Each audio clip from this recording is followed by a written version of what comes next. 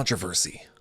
Let's talk about it. That's funny. I actually see a lot of reels and TikToks that open with "let's talk about it," and I hate it, but it's like a hook to get you in. And that's kind of what we're talking about today, so it fits. I'm talking about controversy and scandal, and particularly fashion brands, luxury brands' recent use of that in advertising to kind of drum up discussion, get their name out there. There's no such thing as bad press, that kind of thing. And whether or not it's actually working out for them or a smart idea, and where it's actually coming from. So full transparency, I am a creative director within the advertising field. I'm on the artistic side of things, but I work in advertising, so I know a lot about it. So I think I kind of have a unique perspective on how some of these decisions in advertising are made, where they come from, what kind of conversations happen when something a little bit more salacious is brought up, and people's tolerance for risk. But before I get into all that, if you haven't subscribed yet, please do subscribe to the channel. Jawnz addiction. It's like Jane's addiction, you get it? But it's about Jawnz, because I love Jawnz. This is a Jawn. So what triggered this thought for me was, I'm sure you've seen it, I'm sure you've heard about it, two recent campaigns, one of them being American Eagle, Sydney Sweeney, the Sydney Sweeney Has Great Jeans campaign, and the other one being Matt Rife for ELF Cosmetics. I'll talk about them in that order. So starting off with the Sydney Sweeney ad. For those of you who don't know, the name of the campaign is Sydney Sweeney Has Great Jeans. It's an American Eagle jeans campaign. If you actually watch the ads, I don't know if I'll get copyright strikes or whatever, but I'll try and put them up here. It's basically just like Sydney Sweeney talking to the camera or doing whatever, and it ends with Sydney Sweeney Has Great Jeans. The immediate sort of negative reaction that I'm sure you've seen or whatever is basically calling the ads racist or sort of eugenicist in discussing jeans, and particularly with Sydney Sweeney, who you may or may not know is sort of like a lightning rod for whatever reason. Cultural, political debate, I guess, because she's an attractive white woman, I guess. So, I've said before, I don't want to wade into politics on this channel, and I keep poking at it. But I don't really want to talk about it from that angle. I do want to talk about it more from the fashion space and the advertising space, specifically why fashion seems to be going after these lightning rods, like I said. I'm always a little suspicious of any controversy I hear about when I first hear about it from a publication. Like I said, I work in advertising. This was kind of brought up in our circles pretty early on, but it was like a news article about people negatively reacting to the ad and calling it racist, what have you. And the reason why I say I'm always suspicious of that, and maybe I'm too cynical or whatever, is it always makes me think, well, is this a real controversy, or is the brand itself trying to make it controversial? And you may say to yourself, why would a brand ever do that? I mean, it's, again, maybe the cynical part of my brain, but I'm always a little, maybe overly skeptical of brands wanting to use controversy for generating clicks, generating engagement. So if you don't know, a lot of the algorithm, a lot of social advertising anyway, is generated on engagement. And a lot of it is engagement bait, rage bait, what have you. So a good example of this would be, crap in my eyes. So a good example of this would be people intentionally putting spelling errors in their titles or on-screen captions. And the reason for that is you will inevitably get someone in the comments saying, hey, you spelled whatever wrong. But that little bit of engagement, that comment that they got, tells the algorithm, hey, people are engaging with this video, let's push it to more people. So this is a small kernel of the old adage, there's no such thing as bad press or bad publicity. Because even that little, it's a negative comment, but it generated attention. And we are in the attention economy, right? There's so much noise coming at us at all times. We're trying to figure out how to cut through that BS. There's a TED Talk called safe is the new risky, in referring to advertising, where the basic argument is in the new, attention economy, you can't afford to play things safe. You actually have to be a little bit edgy, a little bit risky in order to get eyeballs on your stuff and get people talking about it. And the funny thing about that TED Talk is I think at this point it's 15 years old, maybe even older. So this ain't a new thing. It's been going on for a long time. So all that is to say, it makes sense why an advertising agency, a brand like American Eagle, to stand out would want to court a little bit of controversy. So like I said, Sydney Sweeney, for whatever reason, has found herself as sort of a focal point for sort of a political or cultural discourse.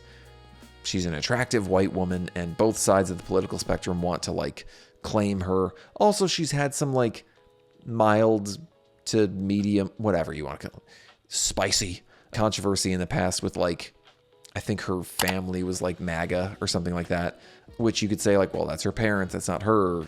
She hasn't said anything like that. Whatever. People want to be like, you can't have an attractive white woman these days. That's why we like Sydney Sweeney on the right. And then meanwhile on the left, people are like, what are you talking about? That's all you see or whatever. So it just becomes this debate. Like she herself is a debate. And just the fact that she's like a conventionally attractive white woman, you know, you're going to get eyeballs on that. No surprise there. But you've already got this figure who will drum up maybe a little bit of controversy just by being in your campaign, you know, her fault or not. And then you inject onto it this like has great genes thing. Like I said, I'm always a little skeptical of a brand or just the media space in general trying to generate controversy over something and actually like incepting people into thinking that something is problematic or whatever. Because like I said, the first time I heard about this wasn't from people complaining about it. It was from news articles saying people are complaining about it. Like people will reach the point where they'll find like one or two bad tweets about something and they'll be like, why people are raging against whatever. And suddenly that's the news story and it feeds into itself. It goes back to that rage bait thing we were talking about where American Eagle generates rage bait. The news media generates rage bait by creating this article and saying, people are saying this is racist. What do you think about that? And then you got both people in the comments saying, oh, it's absurd that people would call this racist. What is wrong with people? And then you got people saying, yeah, I find it problematic and offensive or whatever. And then everyone's just fighting with each other. That's like the perfect storm of a campaign or an article or something. You get people on one side defending your thing. You get people on the other side complaining about your thing, but everybody's talking about it.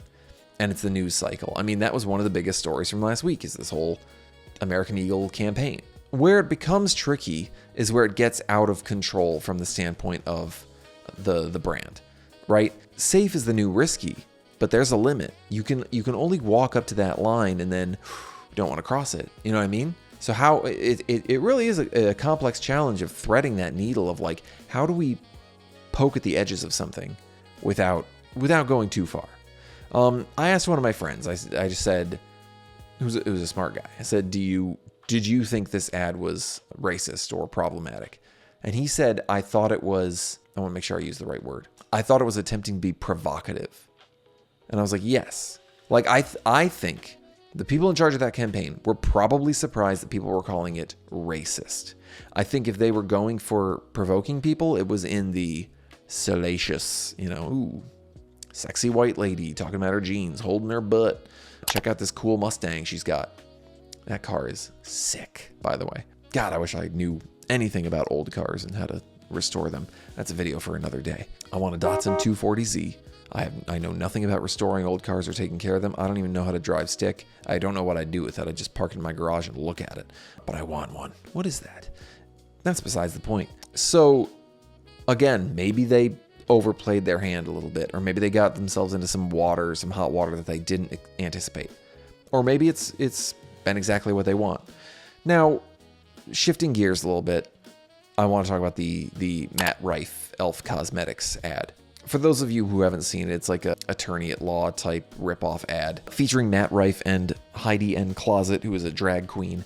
It's like a fake attorney at law thing, and they're trying to like compensate people for bad whatever. But the whole point is, it immediately struck, I think, everyone as odd that they would want to collaborate with Matt Rife. And I remember hearing about that. Matt Rife, comedian, let's say controversial figure, canceled, if you will, because he's in the past told some like misogynistic jokes, whatever, that have not been appreciated by his female audience. And also I just think like, I've heard a lot of comedians speak on this specific issue, but I think he had a Netflix special that just people just didn't think it was funny. And that's the thing is like, you can joke about those controversial topics if you're funny and if you do it well. But he didn't, and people didn't appreciate it. So he had a lot of backlash, and I thought it was kind of like, we're done with this guy. Also, I've heard some like weird like dating stuff and just like comments he's made about women in general. Whatever. we're not here to talk about him. Just, I want to paint the picture that like Matt Rife is a controversial figure, particularly with a female audience who ELF Cosmetics is majority focused on. I would encourage you to just like watch the ad just to see what you think. I don't think there's anything in the ad that is controversial other than Matt Rife, and potentially including a drag queen, depending on whatever. It reminds me a little bit of, again, man, I said I didn't want to be political, and I'm just cannonballing into this. It reminds me a little bit of the Bud Light Dylan Mulvaney controversy, where, you know, regardless of what you think of that whole situation, I'll just say I think it's ridiculous. Straight up. You know, if you can't handle just a trans woman being in your ad, chill out.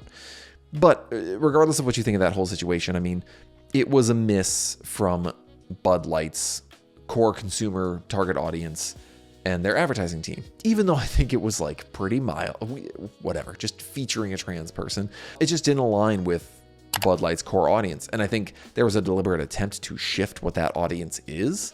You know what I mean? Like they've even come out and said like they wanted to, you know, Bud Light had kind of or Budweiser in general had like a bro-y frat guy reputation.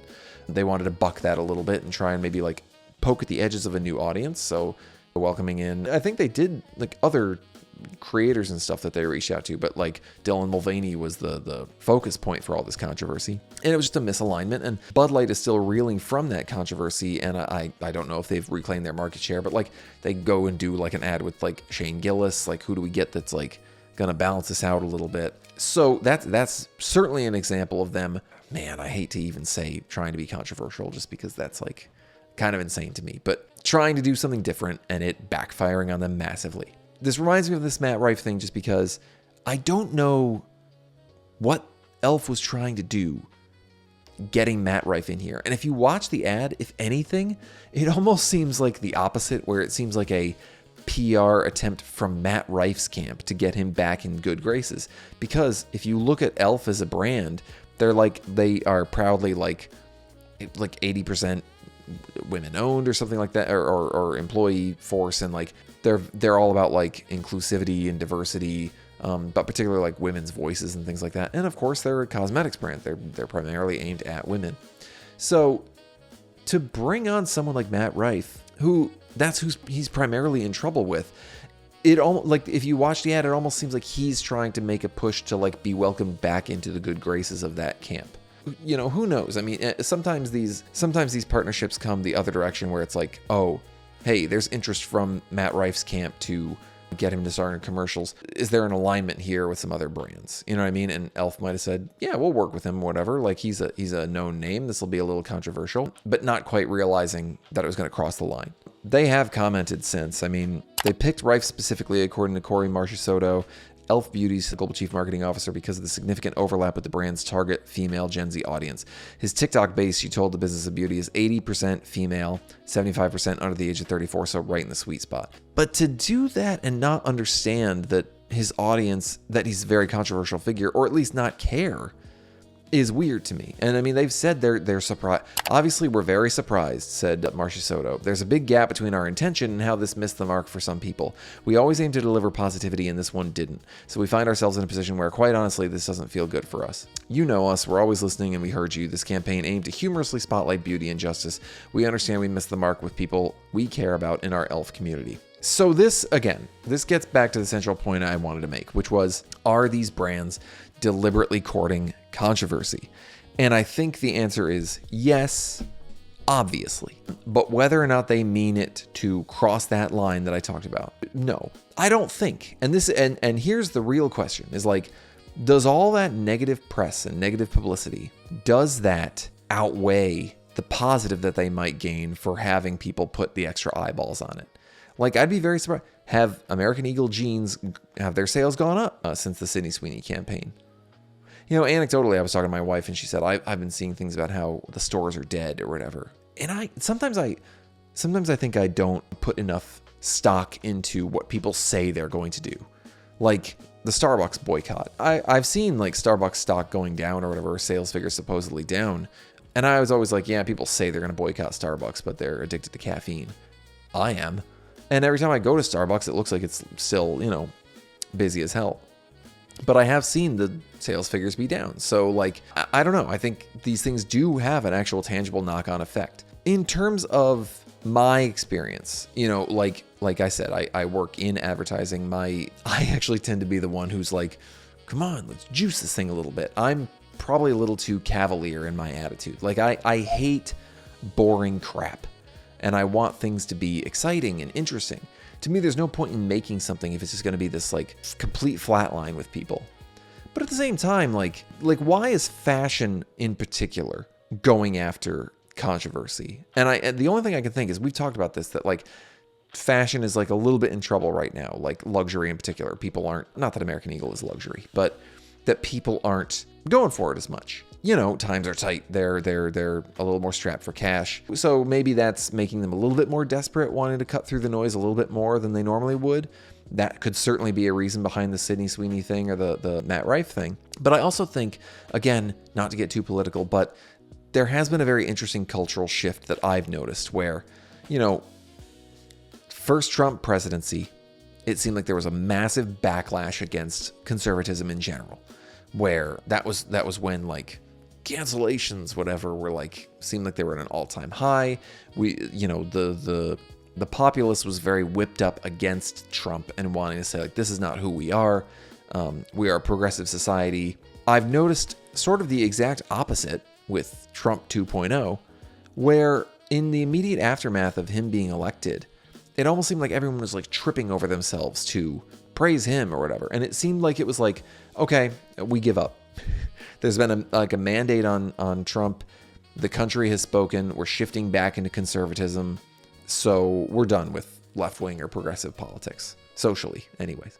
We were never on board with left-wing economic politics. You know, the news media, certainly, it seemed like there were, you know, before they were very much pushing against him, and now it was like a big swell of support, or just like, let's hear him out type vibe. And I think in a similar way, you might now be seeing like brands and advertising starting to go the other, like it used to be super progressive, and now you might like a Target is another good example, to keep it in the fashion space, of like them walking back some of their like more inclusive stuff. And like I saw a video recently, but it was like what's going on at Target, and it showed all these like almost like trad wife type clothes and designs. And it was like, where is this coming from? And it does make you wonder, like, are we now steering in the opposite direction, where it's like, yeah, we're on the conservative train now.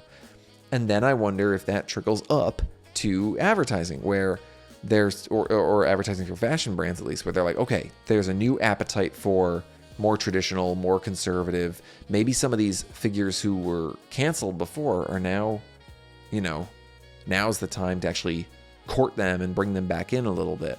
And they might be right in that, but I think they got to be smart about it. And still, again, to go back to the Bud Light thing, they have to remember who their core fan base is. And ELF Cosmetics does not seem like the right brand for this. I also am curious. I mean, again, my wife actually brought this up. Like, they've got a drag queen in the ad. That's going to ruffle the feathers of like conservatives as well. So if you're trying to like plant the seed for getting like more right-leaning people or whatever, or just people who are like anti-cancellation or whatever on board, they're going to have a problem with the drag queen too. You know what I mean? Like, it's almost like trying to have their cake and eat it too. Like, oh, we'll put this controversial figure in here who women don't like or whatever, but we've also got a drag queen, so we're inclusive. It's like putting, you know, a trans person in an ad with Ben Shapiro.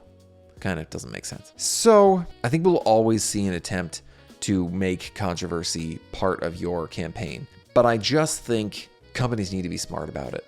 You know, you can do something like edgy and interesting without alienating your core fan base. In fact, that's probably the biggest takeaway from all of this, is like, go ahead and drum up as much controversy as you want. You just want the people that are pissed off at you to be on the other side. You want them to be, you're trying to bring in a new audience. You don't want to piss off your current one. All you stand to do there is lose ground and not gain anything new. It's funny, I just did the video about Kanye. I've noticed nobody's touching him with a 10-foot pole. That'll be interesting. The next brand to actually do a thing with Ye, they've really got some balls. So those are my thoughts on that. I do think it's deliberate, but I don't think they're trying to be like, let's say, racist in the case of like the Sydney Sweeney thing. I just think they don't they're being a little, and certainly in the case of the Matt Rife thing, to be like, oh, we're surprised by this controversy, that's insane. It really, and I don't know if I believe it. Like I said, being in some of these meetings where these things are discussed, I find it nearly impossible to believe that nobody on the staff at ELF was like, oh, this is going to piss a lot of people off. Like, that conversation was had, and they had it. They did some maybe surface level analysis on it, and then they just went ahead with it. And they said the positive of the risk outweighs the negative. And then they just missed the mark. I mean, you know, to be candid with you, a lot of advertising surveys can be BS.